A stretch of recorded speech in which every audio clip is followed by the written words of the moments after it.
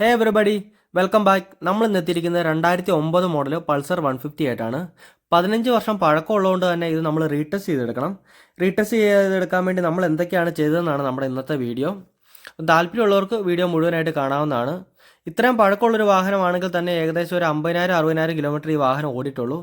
വളരെ കുറഞ്ഞ കിലോമീറ്റർ ഓടിയുകൊണ്ട് തന്നെ മെയിൻ്റെനൻസ് ഒക്കെ ചെയ്തിരിക്കുന്നത് വളരെ കുറവാണ്. അതുകൊണ്ട് തന്നെ നമ്മൾ ആദ്യം തന്നെ എടുത്തിട്ട് ഓയിൽ മാറുകയാണ് ചെയ്തത്. നമ്മളിവിടെ എടുത്തിരിക്കുന്നത് കാസ്ട്രോളിൻ്റെ ഓയിലാണ്. 2050 പൾസറിന് ഗ്രേഡ് വരുന്നത്.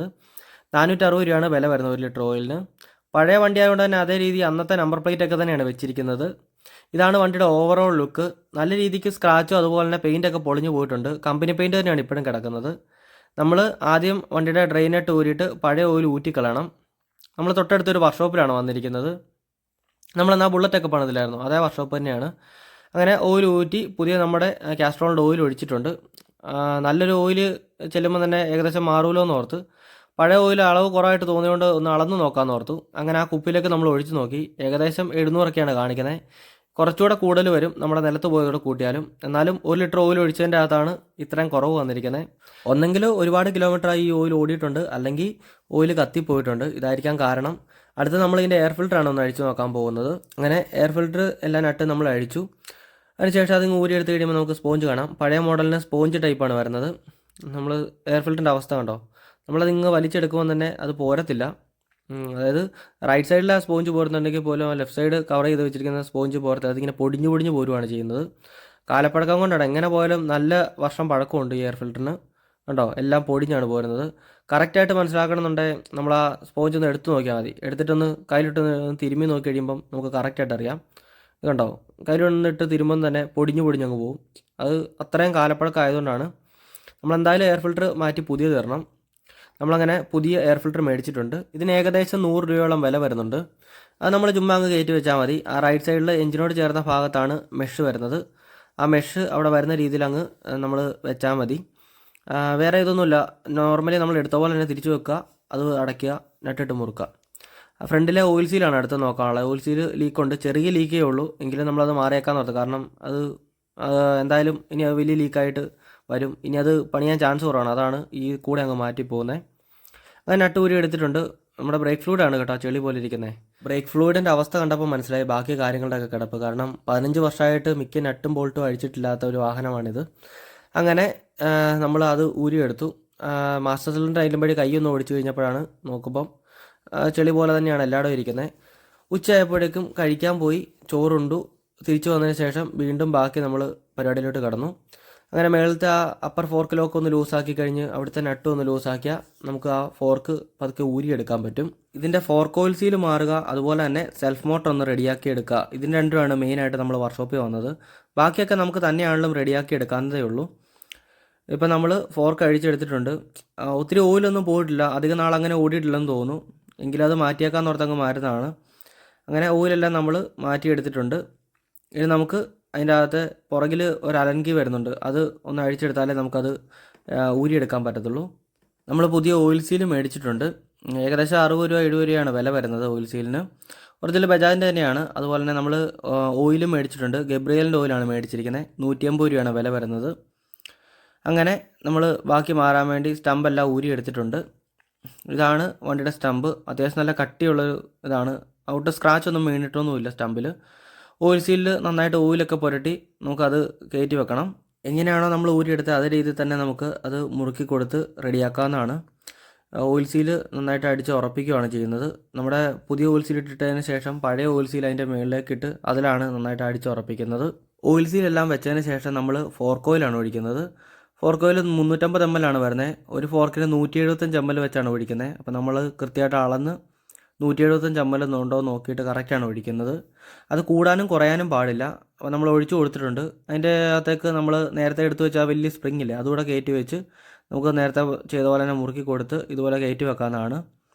ഇതിൻ്റെ നട്ടും ബോൾട്ടും അടിക്കാൻ ഇച്ചിരി പാടായിരുന്നു. കാരണം ഈ ഒരു ഭാഗം ഇച്ചിരി അടിച്ചാണ് ഊരിയത്, അല്ലാതെ ഊരുന്നേ ഇല്ലായിരുന്നു. ഇതുവരെ ഊരിയിട്ടില്ലെന്ന് തോന്നുന്നു. അതാണ് കാരണം തോന്നുന്നു.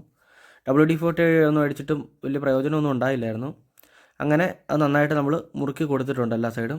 വീണ്ടും നമ്മൾ ഇറക്കിയ പോലെ തന്നെ നമ്മുടെ മീറ്ററിൻ്റെ കേബിളിൻ്റെ ആ ഭാഗമൊക്കെ ഇട്ട് നമ്മൾ എങ്ങനെയാണോ ഇറക്കിയത് അതുപോലെ തന്നെ തിരിച്ച് റെഡിയാക്കിയിട്ടുണ്ട്. ഓയിൽ സീൽ മാറിയിട്ട് വണ്ടി ഒന്ന് ഓടിച്ച് നോക്കാമെന്ന് ഓർത്ത് എടുത്തു കഴിഞ്ഞപ്പോഴാണ് ബ്രേക്ക് കിട്ടുന്നില്ല എന്നറിഞ്ഞത്.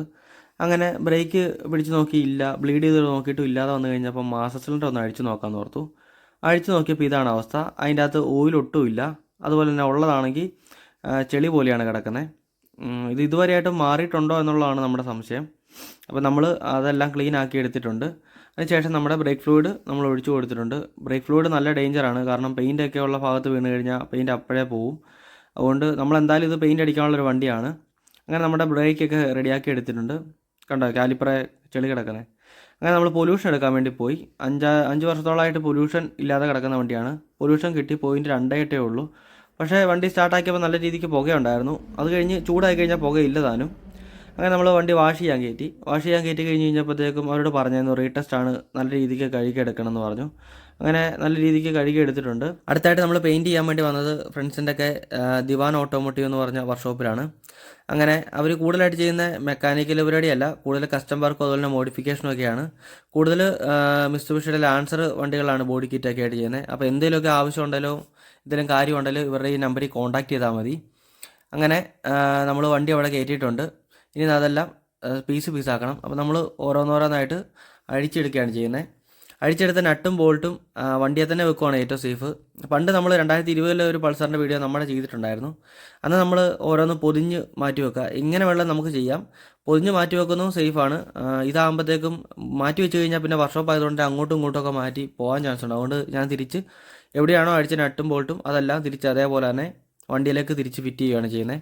അതുപോലെ തന്നെ അത് ഫിറ്റ് ചെയ്യാൻ പറ്റത്തില്ലാത്ത നട്ടും ബോൾട്ടും ഒരു കുഞ്ഞൊരു ബേസ് ബോർഡോ അല്ല കവറോ വല്ലതും എടുത്തിട്ട് അതിൽ കളക്ട് ചെയ്ത് വെക്കുക.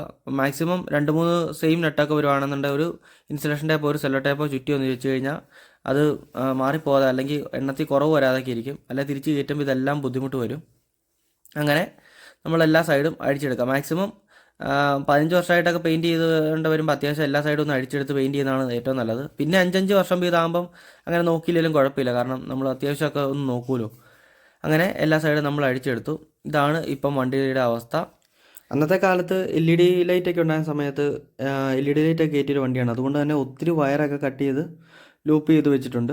അതൊക്കെ നമുക്ക് നോക്കണം. അതുപോലെ തന്നെ എലി ശല്യം ഉണ്ടായിരുന്നു. എലി നന്നായിട്ട് കയറി പണി തന്നിട്ടുണ്ട്. അതിന് ഏറ്റവും നല്ല എക്സാമ്പിളാണ് നമ്മൾ ആ ഹെഡ്ലൈറ്റിൻ്റെ അവിടെ അടിച്ച് കഴിഞ്ഞപ്പോൾ കണ്ടോ, എലി എല്ലാം കൂടെ കൂട്ടി വെച്ചിരിക്കുകയാണ്. അതുപോലെ തന്നെ വയറെല്ലാം കടിച്ചു മുറിച്ച് വെച്ചിട്ടുണ്ട്.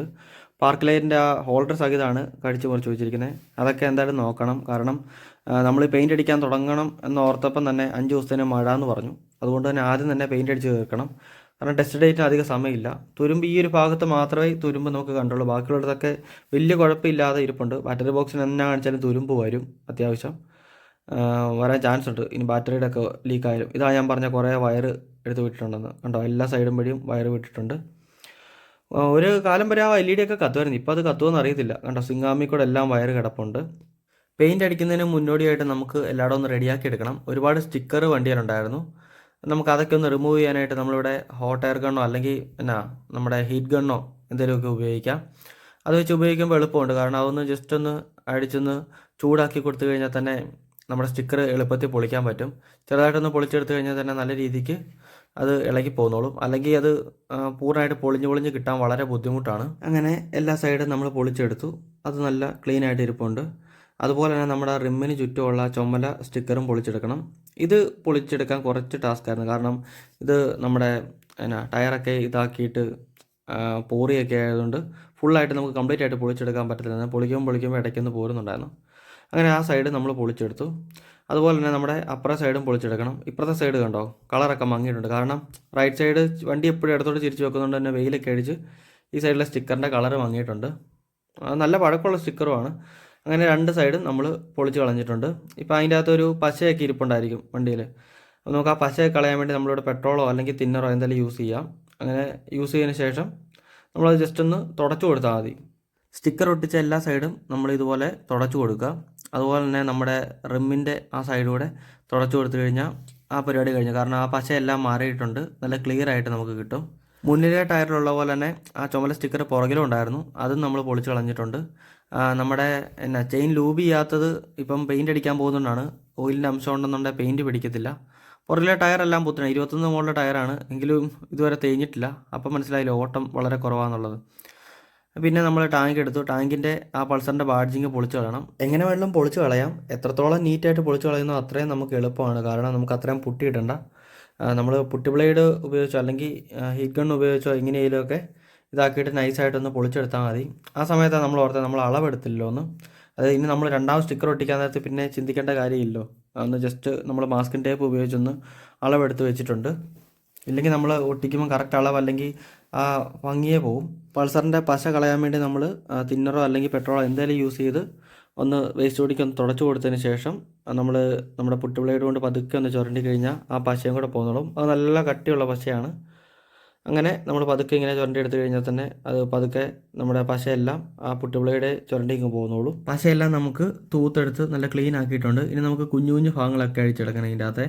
അതുപോലെ തന്നെ ടാങ്കിൻ്റെ ഈ സീറ്റുമായിട്ട് ചേരുന്നിടത്ത് ഒരു റബ്ബറിൻ്റെ ഒരു സ്റ്റിക്കർ വരുന്നുണ്ട്. ഇത് കമ്പനി പെയിൻ്റാണ് മാത്രം ഇങ്ങനെ വരത്തുള്ളൂ. രണ്ടാമത് ഈ സ്റ്റിക്കർ മേടിക്കാൻ കിട്ടത്തില്ല. ഞാൻ ചോദിച്ചിട്ട് കിട്ടിയിട്ടില്ല. ഇതൊരു റബ്ബറിൻ്റെ ഒരു ടൈപ്പ് സ്റ്റിക്കറാണ്. ആ സീറ്റുമായിട്ട് ചേരുന്നിടത്ത് ടാങ്ക് പോരാതൊക്കെ ഇരിക്കാൻ വേണ്ടി കൊടുക്കുന്ന ഒരു സ്റ്റിക്കറാണ്. അത് നമുക്ക് പൊളിച്ച് കളയണം. പൾസറിൻ്റെ ഈ ടാങ്കിൻ്റെ ഈ ഒരു ഭാഗത്തായിട്ടാണ് തുരുമ്പ് എന്തായാലും വരാൻ ചാൻസ് ഉണ്ട്. അതുപോലെ തന്നെ ആ നട്ട്, ആ മുറുക്കുന്ന നട്ടിൻ്റെ അവിടെയും തുരുമ്പ് വരാൻ ചാൻസ് ഉണ്ട്. ഇതാണ് മെയിനായിട്ട് ടാങ്കിൽ വരാൻ പറ്റുന്നത് തുരുമ്പ്. ബാക്കിയുള്ളതൊക്കെ നമ്മൾ നോക്കാത്തതിൻ്റെ ശ്രദ്ധക്കുറവിൻ്റെയൊക്കെയാണ് കൂടുതൽ വരുന്നത്. ഈ നട്ടൂടെ ഊരി എടുത്തു കഴിഞ്ഞാൽ രണ്ട് ചിറക് പോലെ ഇരിക്കുന്ന ആ ഭാഗം നമുക്ക് എടുക്കാം. അങ്ങനെ നമ്മളിവിടെ ബോക്സ് സ്പാനർ ഉപയോഗിച്ച് നമ്മൾ ആ നട്ടൂടെ ഒന്ന് എടുക്കുന്നുണ്ട്. ആ ഒരൊറ്റ നട്ട് ഊരിയതിന് ശേഷം പതുക്കെ ഒന്ന് വലിച്ചു കഴിഞ്ഞാൽ അത് ഊരി പോന്നോളും. അത് ഇതുവരെ വെള്ളമൊന്നും പറ്റാത്ത സ്ഥലമായതുകൊണ്ട് തന്നെ നല്ല രീതിക്ക് ചെളിയൊക്കെ ഉണ്ട്. അതൊക്കെ നമുക്ക് കൈക്ക് കഴുകി എടുക്കാവുന്നേ ഉള്ളൂ. ആ റബ്ബർ ബുഷും അവിടെ നിന്ന് എടുത്ത് മാറ്റണം. അതുപോലെ തന്നെ നമ്മളെല്ലാ പാർട്സും എടുത്ത് മാറ്റി മാറ്റി വെച്ചിട്ടുണ്ട്. ഇനി അടുത്ത പരിപാടി നമ്മുടെ പെയിൻറ്റിംഗ് ആണ്. അത് നമുക്ക് അടുത്തൊരു വീഡിയോ ആയിട്ട് ചെയ്യാം. കാരണം ഇതിൽ തന്നെ ചെയ്ത് കഴിഞ്ഞാൽ എല്ലാവർക്കും ബോറടിക്കും. ഇപ്പം തന്നെ 10 മിനിറ്റ് കഴിഞ്ഞു. മാക്സിമം 10 മിനിറ്റ് കൂടുതലാകുമ്പം എല്ലാവർക്കും ബോറടിക്കും. പെയിൻറ്റിങ് എങ്ങനെ ചെയ്യാമെന്നുള്ളതാണ് അടുത്ത വീഡിയോ. അപ്പോൾ അടുത്ത വീഡിയോ കാണുന്നവരെ ബൈ.